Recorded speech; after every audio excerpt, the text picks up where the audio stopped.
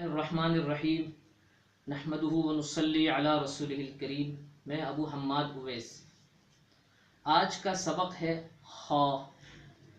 خا کے بارے میں دو باتیں یاد رکھیں۔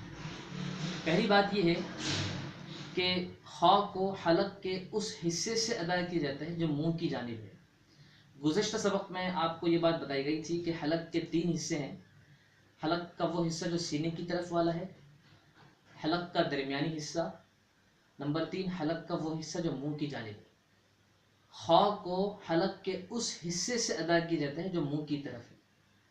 دوسری بات یہ ہے کہ خا کو ادا کرتے وقت زبان کی جو جڑ ہے اس کو اوپر کے تالو کی طرف لگایا جاتا ہے، اوپر کے تالو سے لگایا جاتا ہے، جیسے خا خا۔ اب خا کو درست ادا کرنے کے لیے ان دو باتوں کو سمجھیں، اس کو یاد کریں اور اس کی عملی مشق کریں۔ والسلام۔